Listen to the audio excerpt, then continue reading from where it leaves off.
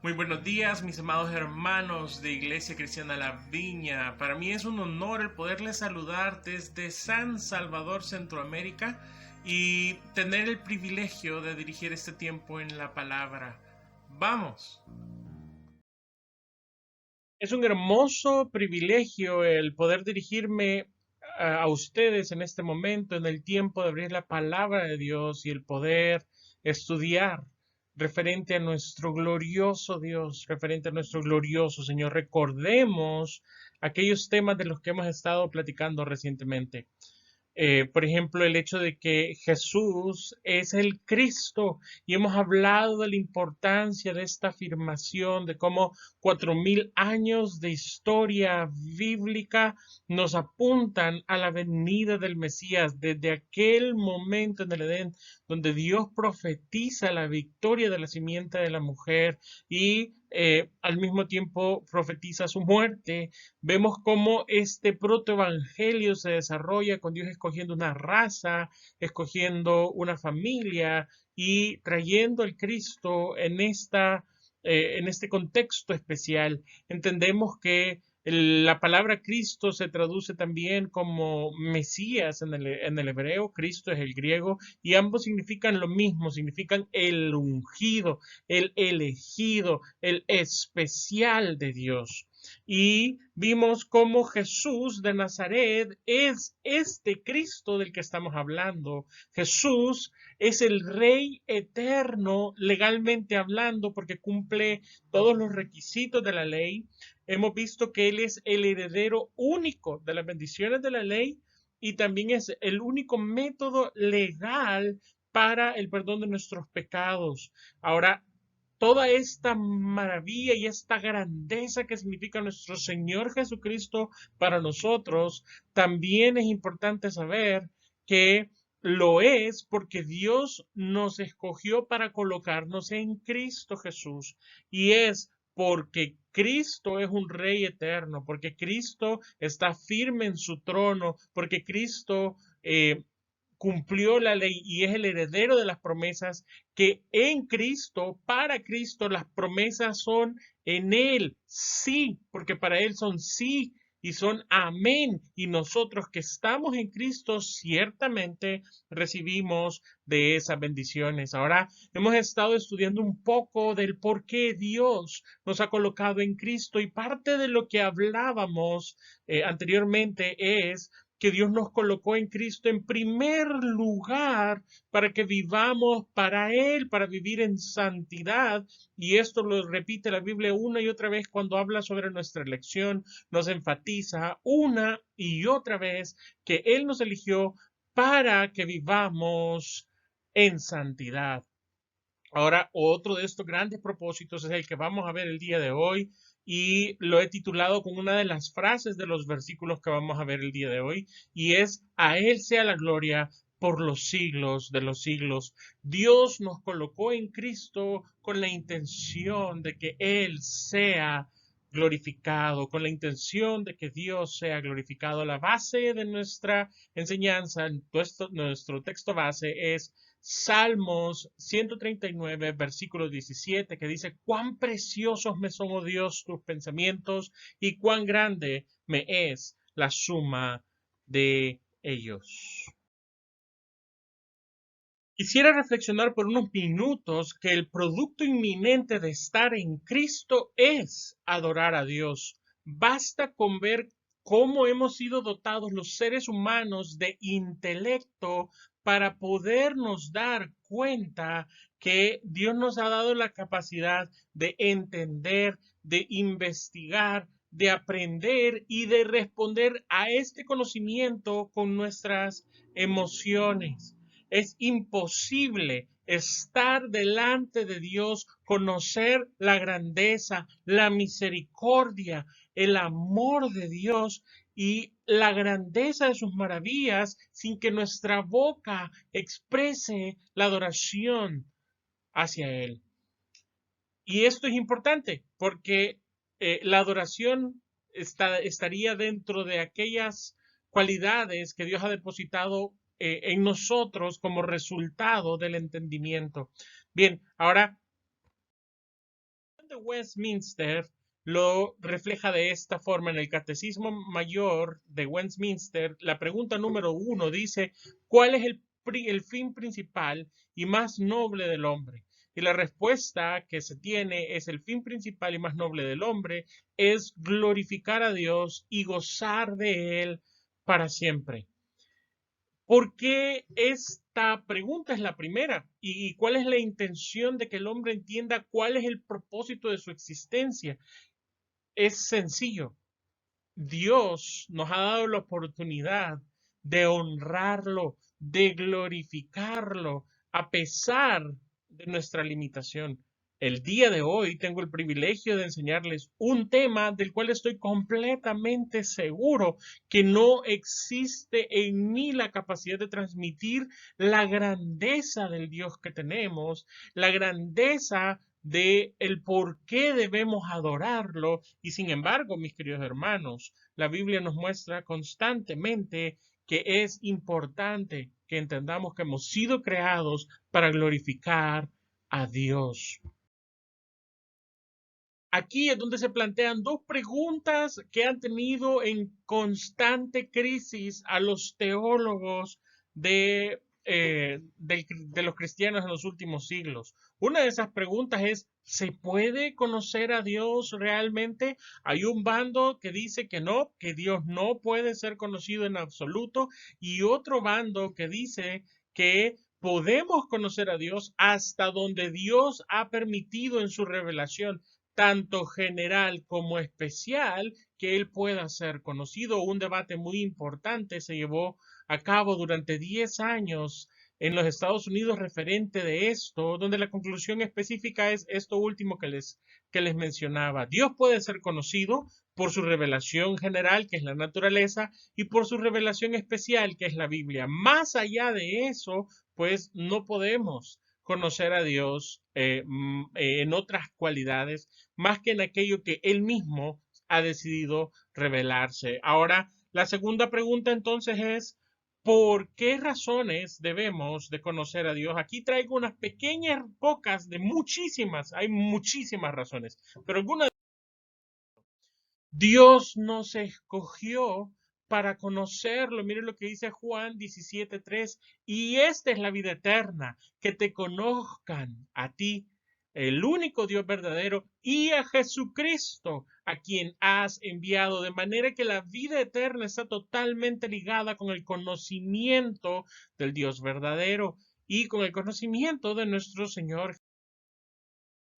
Otra razón es que Dios mismo se ha dado a conocer a través de la naturaleza, y así lo dice Romanos 1:19, porque lo que de Dios se conoce les es manifiesto, pues Dios se los manifestó. Razón, Cristo lo ha dado a conocer. Juan 1:18 dice: a Dios nadie lo vio jamás. El unigénito Hijo que está en el seno del Padre, Él lo ha dado a conocer. El propósito por el que existen las escrituras es el de revelar a Dios. La Biblia es el libro de Dios que nos cuenta la historia de Dios. Y bueno, Jesús mismo nos explica cómo todas las escrituras en este versículo de Lucas 24:27 se tratan acerca de Él. Y el propósito por el cual Cristo está en la tierra es darnos a conocer al Padre, de manera que sí hay una buena razón, o hay muchas buenas razones para conocer a Dios. Y en medio de este debate, encontramos que también otros debates acerca del conocimiento salen. Primero, cuando comenzamos a conocer la grandeza de Dios, lo que sale de nuestra boca es adoración. Es importante que no olvidemos que el resultado natural del conocimiento es impactarnos de tal forma que llegamos a honrar y glorificar a este Dios, Rey del universo. Ahora, hay otro debate, como les decía, que tiene que ver en esta reacción. Las personas que están en el ala más carismática dicen que necesitamos adorar a Dios todo el tiempo, con nuestras emociones. Muchas veces ellos relacionan esto con la adoración en el espíritu. Sin embargo, también es importante que la otra ala de la doctrina, la doctrina más conservadora, generalmente dice que es necesario adorar a Dios solamente con el entendimiento. Pues bueno, el apóstol Pablo pone un punto intermedio. 1 Corintios 14, 15, y dice que pues oraré con el espíritu, pero oraré también con el entendimiento. Cantaré con el espíritu, pero cantaré también con el entendimiento. De tal forma que el propósito de Dios es que en cada momento nuestra mente esté siendo impactada por la grandeza del Dios todopoderoso, el único en su clase. No hay otro como Dios, de tal forma que Él es el único digno de la alabanza de toda la raza. Así que la mente está involucrada y la respuesta del ser humano tiene que nacer de su entendimiento. Y un ejemplo claro, por ejemplo, es cuando un hermano contempla la fidelidad de Dios y la contrasta con su infidelidad, en alguno va a producir arrepentimiento y en otros va a producir agradecimiento, pero en ambos casos son el fruto de haber entendido quién es Dios. El día de hoy veremos que el mensaje del Evangelio es un llamado para adorar a Dios. Luego analizaremos la providencia de Dios, que es una de las razones principales por las cuales Dios merece ser adorado. Contemplaremos de una forma bien superficial la grandeza de Dios plasmada en las Escrituras y veremos cómo la Biblia nos muestra la infinidad de Dios para finalmente concluir con unas palabras de adoración a nuestro Dios. Espero que el Señor abra nuestro entendimiento y por ello quiero pedirles que me acompañen a orar. Señor, la tarea de enseñar este tema es más allá de lo que como ser humano puedo hacer. ¿Quién puede hablar de tu grandeza, Señor, en estas limitaciones? Muéstrate a cada uno de los hermanos que están oyendo esta predicación, Señor. Con tu Santo Espíritu, revélate a ellos y que esto pueda traer adoración a su corazón, Señor. Levántate en este momento, Señor, en sus vidas, en la mía. Háblanos con dulzura, con ternura, con amor, con poder, con tu grandeza, con tu soberanía. Permítenos entender lo grande del Dios que tenemos. Te pido esto, Señor, porque solo tu Santo Espíritu puede hacerlo, Señor. Aquí están mi boca y mis palabras, Señor, y aquí está tu palabra que vamos a analizar, pero insisto, ayuda a nuestra debilidad con el poder de tu Santo Espíritu. Permítenos entender quién eres tú, Señor, para que nuestra vida pueda ser una vida de adoración al único que lo merece, y ese eres tú, Señor. Te lo pido en el nombre de Jesús. Amén y amén. Bien, el mensaje del Evangelio, un llamado para adorar a Dios. Con solo ver al universo, el ser humano debería ser capaz de entender que Dios es el creador todopoderoso de todo lo que nosotros vemos. Pero la Biblia nos señala que en la naturaleza caída, el ser humano, en lugar de adorar a Dios, en lugar de exaltar al Creador, terminó adorando a las criaturas. Así lo presenta el libro de Romanos en el capítulo 1, versículo 21. Pues habiendo conocido a Dios, no le glorificaron como a Dios, ni le dieron gracias, sino que se envanecieron en sus razonamientos y su necio corazón fue entenebrecido. Delante de la belleza de este planeta, delante de la grandeza y majestuosidad de esos paisajes y de toda la creación de Dios. La intención de nuestro Dios es que nuestro cerebro entienda quién es Él y lo adoremos, que asombrados nos postremos y lo glorifiquemos. Pero en nuestra naturaleza caída, lastimosamente, hemos honrado y glorificado a otros que no son Dios. Pero el remedio de Dios es el Evangelio. Y en donde la raza humana cayó, el Evangelio trae la esperanza para volver a adorar a Dios. Mire lo que dice Apocalipsis 14 del 6 al 7. Vi volar por en medio del cielo a otro ángel que tenía el Evangelio eterno para predicarlo a los moradores de la tierra, a toda nación, tribu, lengua y pueblo, diciendo a gran voz, temed a Dios y dadle gloria, porque la hora de su juicio ha llegado, y adorad a aquel que hizo el cielo y la tierra, el mar y las fuentes de las aguas. Desde un principio, no solo la creación que no tiene raciocinio, sino nosotros los seres humanos, por naturaleza, deberíamos de haber honrado y glorificado al Creador de todo lo que existe. De tal forma que el mensaje del Evangelio es un llamado a que Dios sea temido y sea glorificado. ¿Qué? ¿Por qué debemos de honrar y glorificar a Dios? Ya dijimos, Él es el creador, podemos entenderlo en su naturaleza. Él ha hecho cosas maravillosas a pesar de la caída del ser humano. A pesar de la caída del ser humano, podemos seguir viendo las maravillas de Dios en la naturaleza. Pero hablemos una de estas cualidades que son demasiado importantes como para pasar por alto, y es la providencia de Dios. Esta es una de las doctrinas esenciales del cristianismo desde que el cristianismo comenzó a crecer después de que nuestro Señor Jesucristo ascendió hacia la presencia del Padre.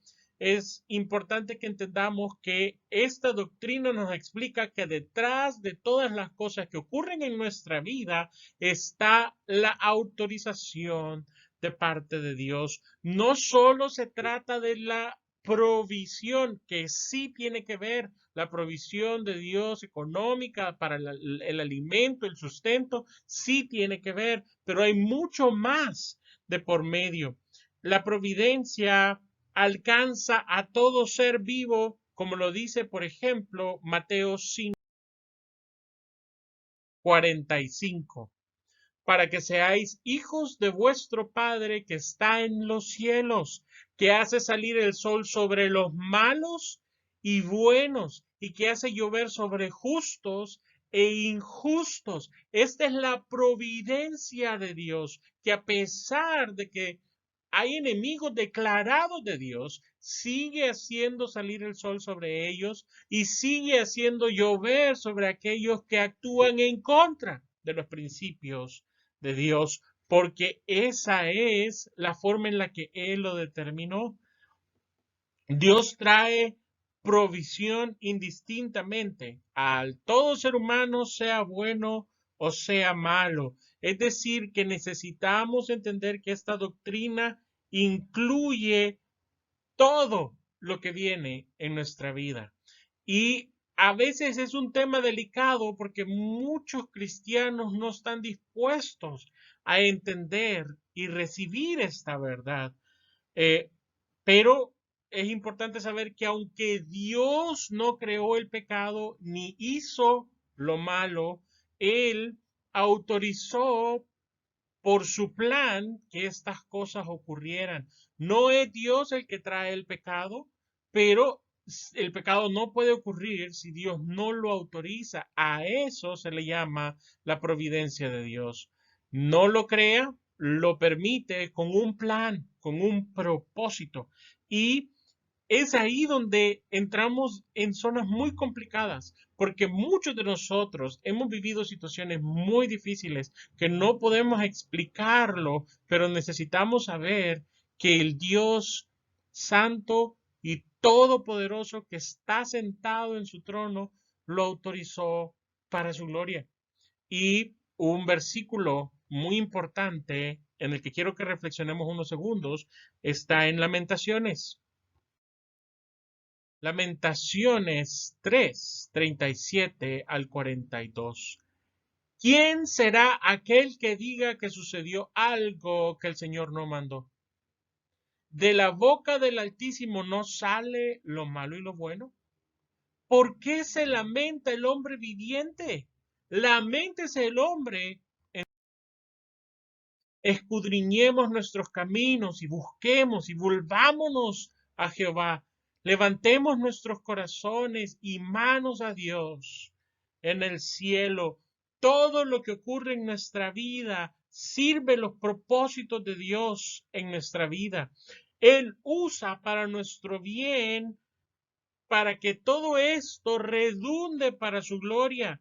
Todo nos ayuda para bien a aquellos que confiamos en Dios, según lo dice Romanos 8:32.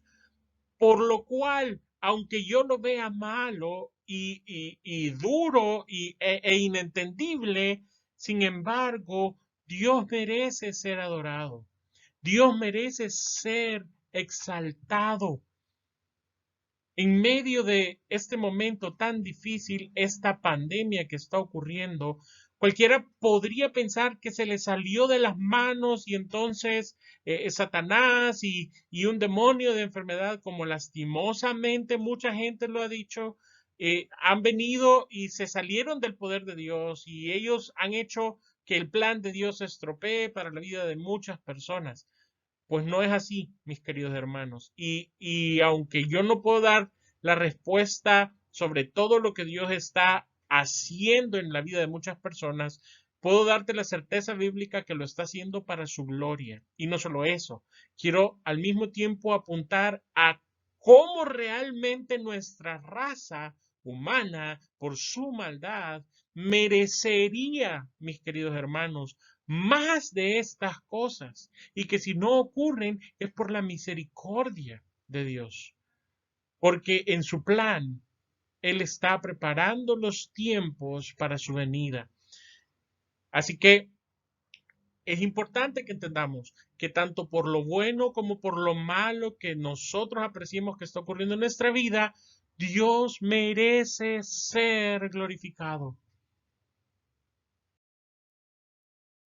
Ahora, es un buen momento para que nosotros reflexionemos sobre la grandeza de este Dios. Ya vimos una buena razón para glorificar a Dios. Esa buena razón para glorificar a Dios es su provisión. Pero déjenme ahora tomar unos minutos para hablar de la grandeza de nuestro Dios. Y lo primero, me gusta mucho referirme a Dios en su nombre hebreo, el YHWH, conocido por los teólogos como el tetragramatón, que en español nosotros muchas veces lo hemos llamado Jehová.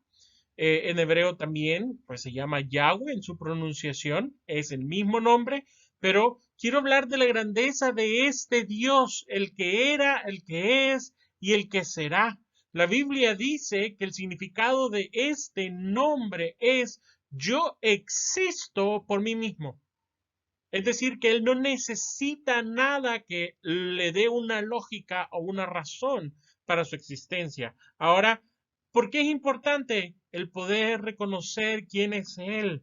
La Biblia dice que él es el único Dios que existe y es tan grande que no existe nada en la tierra con la que podamos compararlo. En Isaías 40:12 al 18. ¿Quién midió las aguas con el hueco de su mano y los cielos en su palmo? Con 3 dedos juntó el polvo de la tierra y pesó los montes con la balanza y con las pesas de los collados. ¿Quién enseñó al Espíritu de Jehová o le aconsejó enseñándole? ¿A quién pidió consejo para ser avisado? ¿Quién le enseñó el camino del juicio? ¿O le enseñó ciencia? ¿O le mostró la senda de la prudencia? He aquí las naciones le son como la gota de agua que cae del cubo, como un menudo polvo en en las balanzas le son estimadas. He aquí que hace desaparecer las islas como polvo. Ni el Líbano bastará para el fuego, ni todos sus animales para el sacrificio. Como nada son todas las naciones delante de él, y su comparación serán estimadas en menos que nada, y que lo que no es. ¿A qué pues haréis semejante a Dios? ¿O qué imagen le compondréis? Es interesante cómo Isaías está hablando de la grandeza de este Dios, de cómo cada una de las partes de nuestro universo literalmente responden a su grandeza. Y ahora es interesante también que este libro nos señale eh, cómo no hay nada en la tierra que se le pueda comparar a Dios. No es posible hacer una cara de Dios para comparar y decir así se parece a nuestro Dios y vamos a adorarlo porque es como esto. No hay, no hay. Es más, las naciones son como nada delante de Él. Literalmente, esto significa que si Él quisiese traer una destrucción total sobre la tierra, en un instante lo puede hacer. Esto no lo va a hacer porque contradice sus otras cualidades como su misericordia y su justicia y el hecho de que Él ha establecido, según el Evangelio, un día para juzgar a todos, los vivos y los muertos, delante de Él. Ahora, el punto específico, ninguno puede compararse ni acercarse. De hecho, es como que si fuésemos nada delante de Dios. Y aún así, Él tiene cuidado de nosotros. Aún así, Él ha traído a nuestra vida cosas buenas, nuestra familia, nuestros empleos, nuestro tiempo de alimento. Es cierto, hay una crisis mundial, va a haber una crisis económica y todo lo que quieran decir, pero la misma providencia del pasado es la única certeza que tenemos hoy. Y es que en su amor y en su gracia es Él el que provee, es Él el que bendice, es Él el que engrandece. Al mismo tiempo es Él el que humilla, es Él el que juzga, es Él el que reprende y castiga con amor a sus hijos. Este Dios gigantesco que podría simplemente aplastarnos en su mano, ha decidido salvarnos a través de nuestro Señor Jesucristo, por lo cual Él merece ser honrado y glorificado, pero no a través de una imagen, sino simple y sencillamente reconociendo que aunque no sabemos en nuestra mente no podemos hacer una imagen exacta de cómo es su rostro, sus manos, sus pies, no podemos, y sin embargo podemos entender que Él es poderoso y santo con tan solo ver la naturaleza. Como creyentes, es importantísimo que estemos comprometidos con el nombre de Dios, con la gloria de Dios, con la honra de Dios. Es decir, que nosotros tengamos el compromiso que, por ejemplo, cuando David Castillo ya no esté acá, de aquí a 200 años, Cristo no ha regresado, el nombre de David Castillo, no importe, haya desaparecido, pero que ese Dios que predicó David Castillo siga siendo honrado y glorificado por las generaciones futuras, porque es el único ser que lo merece. Y como iglesia, nuestro compromiso principal debe ser la adoración de Dios. Es importante que nuestra adoración esté impregnado con los atributos de Dios. Es importante que nosotros aprendamos continuamente y prediquemos continuamente de que nuestro Dios está sentado en el trono, que el culto gire en torno a la grandeza y a los atributos de nuestro Dios santo, poderoso, misericordioso, justo, bueno, amoroso, etcétera, etcétera, etcétera. Es importante que la predicación gire en torno a Él, los anuncios en torno a Él, la alabanza en torno a Él, para que cuando los adoradores salgan de la iglesia, vengan fortalecidos en la fe, en esa fe sobre aquel Dios todopoderoso y grande, que tristemente no está ocurriendo en muchas iglesias. Y quiero decir, he tenido el privilegio de estar en la Iglesia Cristiana La Viña por un buen tiempo, casi año y medio, y sé que el Señor los tiene comprometidos con esto. Tristemente, en muchas iglesias hoy se está predicando más del ser humano, más de quién somos, más de lo que queremos alcanzar, más de las metas, del dinero. Se habla más del diablo, más de los demonios que de Dios, tristemente. Y por eso el cristiano sale después de haber estado en su tiempo de adoración y su fe es pequeña porque tiene un concepto pequeñísimo de Dios. Es importante que nos sentemos a leer la Biblia y veamos la grandeza de este Dios y confiemos en este Dios y nos entreguemos completamente a este Dios. A continuación, quiero que veamos un pequeño video que se usa mucho en la apologética evidencialista, que nos habla sobre la soberanía de Dios en el universo. Y es tan impresionante la información que tiene este video, que ha llevado a muchos científicos a tener una conclusión. Ellos dicen, un poco de ciencia te vuelve ateo, pero mucha ciencia definitivamente te vuelve creyente.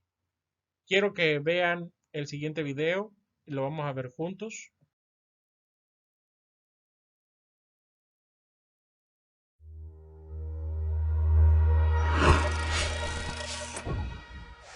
Desde las galaxias y las estrellas hasta los átomos y las partículas subatómicas, la estructura propia de nuestro universo está determinada por los siguientes números.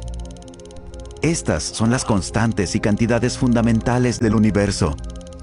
Los científicos han llegado a la impactante conclusión de que cada uno de esos números ha sido marcado cuidadosamente a un valor asombrosamente preciso, un valor que cae dentro de una gama extremadamente estrecha que permite la vida. Si alguno de esos números fuese alterado por tan siquiera una hebra de cabello, ninguna vida física, interactiva, de cualquier tipo pudiera existir en ninguna parte. No existieran las estrellas, ninguna vida, ningún planeta, ninguna química. Consideremos la gravedad, por ejemplo.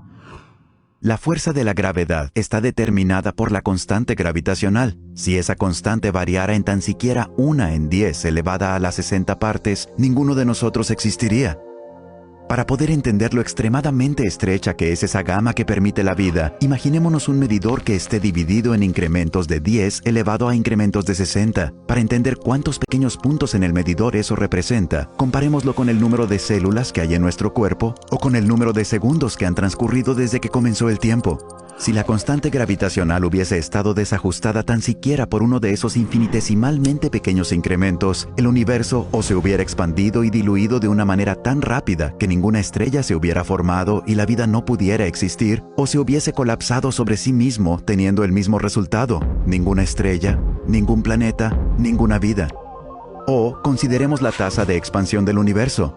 Esta está dirigida por la constante cosmológica. Un cambio en su valor por tan siquiera una parte a la 10 elevada a la 120 causaría que el universo se expanda de una forma muy rápida o muy lenta. En cualquiera de los casos, el universo sería, una vez más, uno que prohíba la vida.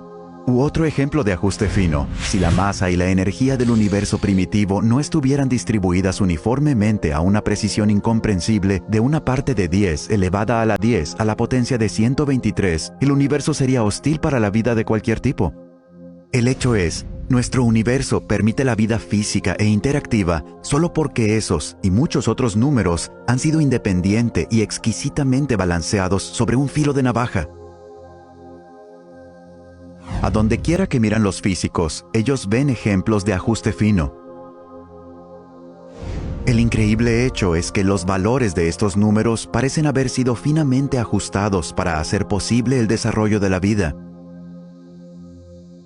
Si alguien declara no estar sorprendido por las características especiales que tiene el universo, él está escondiendo su cabeza debajo de la arena. Estas características especiales son sorprendentes e improbables. ¿Cuál es la mejor explicación para este asombroso fenómeno? Hay tres opciones vivas. El ajuste fino se debe o a la necesidad física, o al azar, o al diseño. ¿Cuál de estas opciones es la más plausible? Según esta alternativa, el universo debe ser uno que permita la vida. Los valores precisos de estas constantes y cantidades no pudieran ser diferentes. Pero, ¿es eso plausible? ¿Es un universo que prohíba la vida imposible?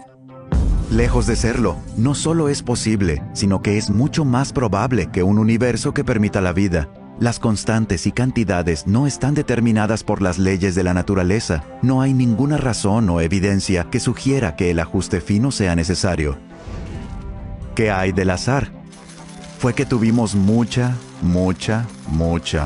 suerte? No. Las probabilidades implicadas son tan ridículamente remotas que ponen al ajuste fino mucho más allá del alcance del azar.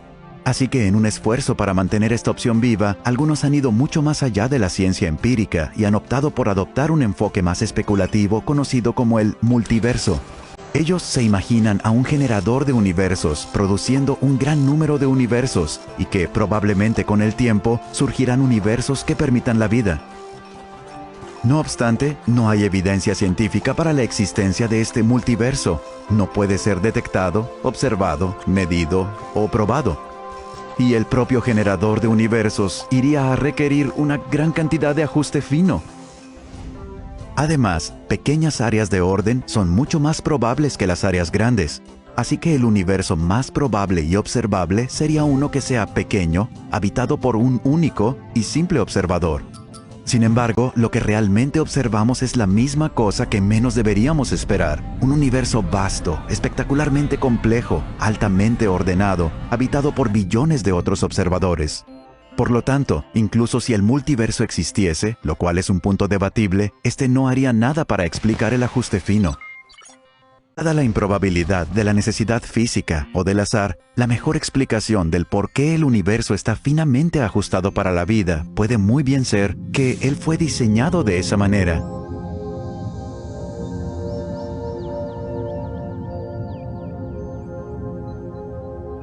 Una interpretación de sentido común de los hechos sugiere que un superintelecto jugueteó con la física y que no hay fuerzas ciegas en la naturaleza sobre las cuales vale la pena hablar. Los números que uno calcula de los hechos me parecen tan abrumadores que ponen esta conclusión más allá de la pregunta. Para mí existe evidencia poderosa de que hay algo sucediendo detrás de todo. Parece como si alguien ha ajustado bien los números de la naturaleza para crear el universo. La impresión de diseño es abrumadora. Los cielos cuentan la gloria de Dios. El firmamento proclama la obra de sus manos. Un día comparte al otro la noticia. Una noche a la otra se lo hace saber.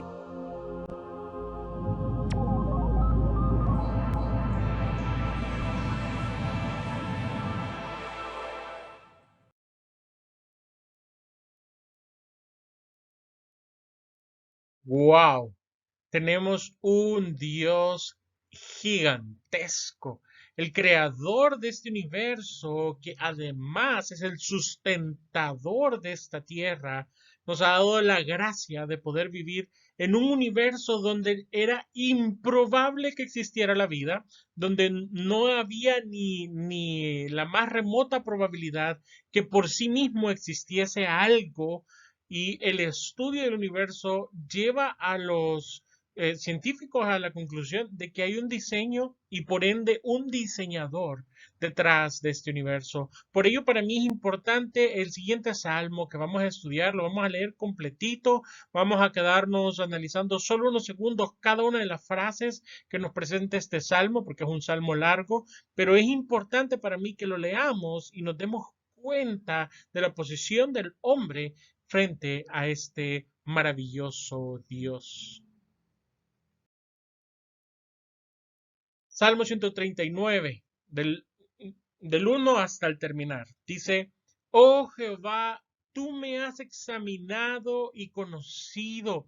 Tú has conocido mi sentarme y mi levantarme. Has entendido desde lejos mis pensamientos. Has escudriñado mi andar y mi reposo. Y todos mis caminos te son conocidos. La posición del salmista delante de Dios es el impresionarse de cómo Dios lo conoce, conoce tanto lo externo, sus actividades, como lo interno, hasta los pensamientos que tiene. Pues aún no está la palabra en mi lengua, y he aquí, oh Jehová, tú las sabes todas. Detrás y delante me rodeaste, y sobre mí pusiste tu mano. El salmista está completamente impactado de cómo Dios sabe aún lo que va a decirle antes de que le hable. Luego, esto lo lleva a la conclusión de sentir que no hay una sola área de sí mismo que no esté rodeada por Dios. Y esto hace que el salmista exclame, tal conocimiento es maravilloso para mí. Alto es y no lo puedo comprender.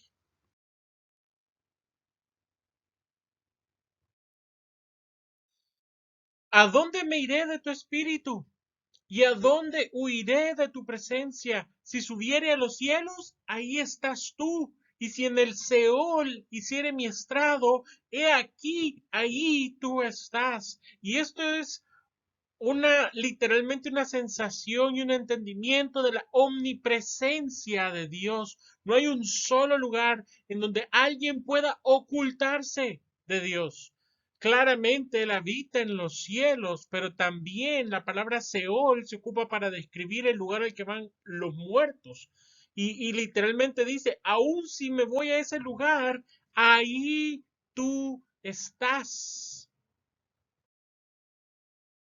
Si tomare las alas del alba y habitar en el extremo del mar, aún ahí me guiará tu mano y me asirá tu diestra. Es impresionante que donde sea que alguien pueda tratar de huir de la presencia de Dios, a donde crea que Dios no está, aún ahí la mano de Dios es capaz de guiarnos. Si dijere ciertamente las tinieblas me encubrirán, aún la noche resplandecerá alrededor de mí, aún las tinieblas no encubren de ti, y la noche resplandece como día, lo mismo te son las tinieblas que la luz. Muchas veces en mi vida, mis amados hermanos, me he encontrado abrazando mi pecado, ocultándome de Dios, pensando que ahí donde estoy cómodo en mi pecado, Dios no llega, Dios no me ve, Dios no me encuentra. Pero gloria a Él que aún en los momentos más oscuros, Él ha resplandecido en mi vida, llevándome al arrepentimiento, trayéndome hacia Él, dándome un arrepentimiento que no nace del corazón humano, sino del poder del Santo Espíritu. Así que ni siquiera cuando estamos pecando podemos ocultarnos de la presencia. Porque tú formaste mis entrañas, tú me hiciste en el vientre de mi madre, te alabaré, porque formidables y maravillosas son tus obras. Estoy maravillado y mi alma lo sabe bien. literalmente, mi hermano, aquí es donde el salmista nos pone todavía una parte más profunda. Si somos de una forma en específico, es porque Dios nos creó. Esos órganos internos que tenemos fueron diseñados por Dios. Fue Él quien nos formó en el vientre de nuestra madre. Y si esto no te lleva a adorarlo, el hecho de que esté vivo el día de hoy, no hay ninguna otra razón más que la poderosa y soberana voluntad de Dios. No fue encubierto de ti mi cuerpo, bien que en lo oculto fui formado, entretejido en lo profundo de la tierra. Mi embrión vieron tus ojos, y en tu libro estaban escritas todas aquellas cosas que fueron luego formadas, sin faltar ni una de ellas. Literalmente es Dios el que coloca en nuestro cuerpo, el que forma nuestro cuerpo tal y como está, y lo hace desde el vientre de la forma en la que Él ya lo había determinado, ya había establecido en su libro cómo íbamos a ser formados. Cuán preciosos me son, oh Dios, tus pensamientos, cuán grande es la suma de ellos. Si los enumero, se multiplican más que la arena. Despierto y aún estoy contigo. Hermanos, reflexionemos, analicemos cómo desde que nacimos hasta el día de hoy, la mano de Dios nos ha sustentado, nos ha guardado y nos ha bendecido y nos ha salvado a través de nuestro Señor Jesucristo. De cierto, oh Dios, harás morir al impío. Apartaos pues de mí, hombres sanguinarios, porque blasfemia dicen ellos contra ti, y tus enemigos toman en vano tu nombre. Este hombre en este salmo ha llegado a identificarse tanto con su Dios santo, que pide a todos aquellos que son enemigos de Dios que se aparten de él, porque sabe que tarde o temprano viene un juicio de Dios en contra de ellos. Habla de su actitud. La actitud de ellos es blasfemar a Dios, hablar usando el nombre de Dios en vano. Y luego le pregunta el salmista y dice, ¿no odio, oh Jehová, a los que te aborrecen y me enardezco en contra de tus enemigos? Los aborrezco por completo, los tengo por enemigos. A este punto ha llegado el salmista después de reflexionar en la grandeza de su Dios que lo rodea, que lo conoce, que está presente en cualquier lugar, del cual se siente tan eh, tan completamente abrazado, tan lleno, que siente que ni siquiera puede ir a un lugar donde no lo alcance la grandeza de este Dios, donde Él no esté presente. Y por eso viene y termina este salmo diciendo, examíname, oh Dios, y conoce mi corazón, pruébame y conoce mis pensamientos, y ve si hay en mí camino de perversidad, y guíame en el camino eterno. Y quiero decir, la respuesta del versículo 23 es que sí hay en él un camino de perversidad. Sí hay, porque lo hay en todos los seres humanos, y por eso es que en el versículo 24 dice, no me dejes ir por ese camino, guíame por un camino eterno, guíame por tu camino. ¿Por qué? Porque como seres humanos no podemos hacerlo. Esto es algo que deberíamos de hacer constantemente, Señor. Examina mis intenciones, examina mi corazón, examina lo que estoy haciendo y guíame de tal forma que yo pueda honrarte. Hermano, quiero ir concluyendo con este punto. Es importante que conozcamos a Dios, conocer a Dios, relacionarnos con Dios, entender qué nos dice la Biblia referente de nuestro Dios, ver el testimonio del universo referente de nuestro Dios. Necesitamos tener esta claridad para que luego nuestros labios puedan honrar y glorificar a ese grande y poderoso Dios y que podamos llegar a decir, como lo dijo momento el apóstol Pablo en Romanos 11, 33 al 36.